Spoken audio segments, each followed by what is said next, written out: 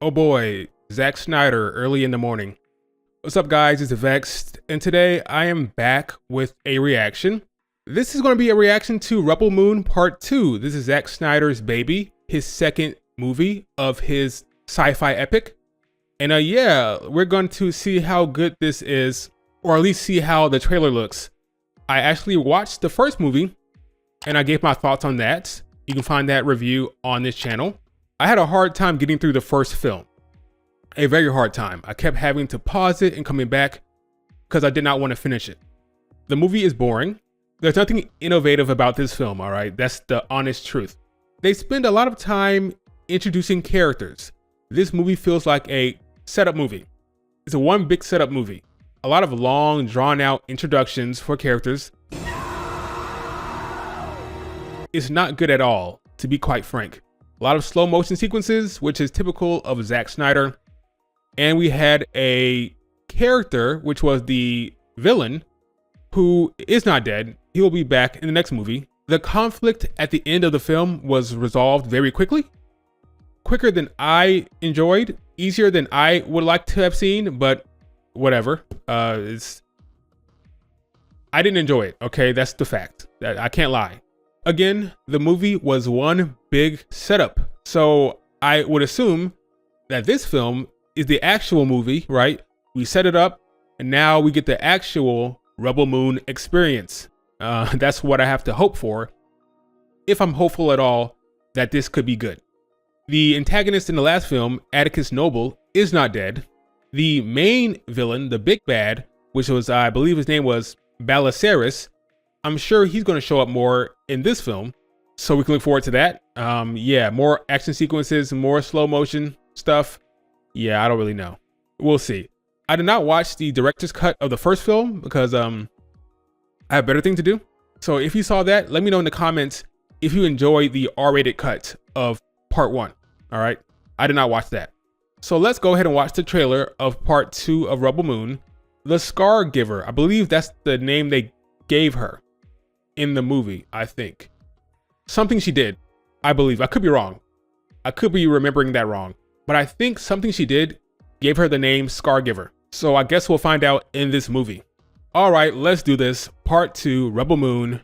Ready and play.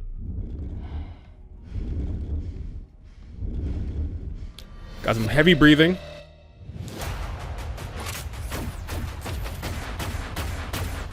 Okay, badass Korra. This is a one, not a one shot, but it's a Their nightmare is you and I fighting together. You must know and this is so like a you cannot win. derivative of Star Wars is crazy. Netflix. That was a decent action sequence. You're all here All right. because there is nothing to return to. Balisaris, Korra, more flashbacks. Okay, we're gonna get more of her backstory. Lie ahead of us all. Atticus Noble. We will teach you how to fight. The actor playing Atticus did a good job. Oh look, this knockoff Bradley Cooper from Zack Snyder. The Scargiver's among them. The Scargiver. This village holds So that is her name. I was right about that. I shall destroy them.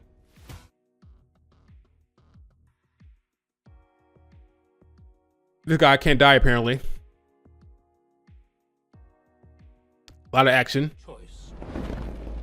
But to fight. And this damn robot didn't do a damn thing in the first film.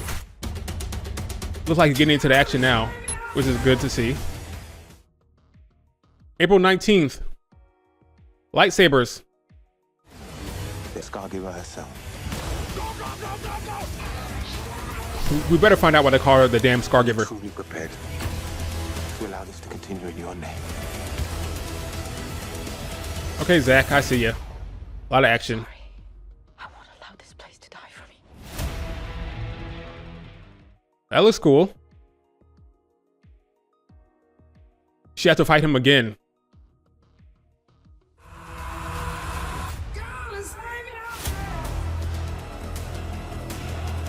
A lot of action, that looks great. The action stuff, that's what Zack Snyder shines for the most part. I'm sure we'll get a lot of freaking slow motion stuff. But unfortunately for him, I've seen the first film and it wasn't good. So the character stuff, the emotional resonance, that's where Zack Snyder struggles. Not the action, not the slow motion sequences that he loves. That's fine. It's the emotional stuff, the emotional resonance, the making people care. Unfortunately for Zack, people are not going to love this film, I don't think. If you look at the YouTube, I can see the dislikes is 13,000 likes, 6.4K dislikes. That is a bad ratio, okay? So online, it's not seen in a good light. People are not going to give this thing a fair shake because the first film was so bad. And that's on Zack. Now you could say, well, maybe he learned from his mistakes. Here's the problem, folks. He did this movie back to back, all right? The entire production was done all at once. Part 1 and part 2. There's no way to go back and correct his mistakes, okay? It is what it is. This is a continuation of the first film. If you like the first film, you'll probably like this. If you didn't like the first film like me, you probably won't like this. They were shot at the same time. Will I be watching this film? Of course, because I like to torture myself.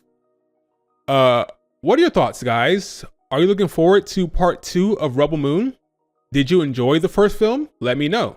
Remember to like and subscribe, and I will talk to you later. Much love.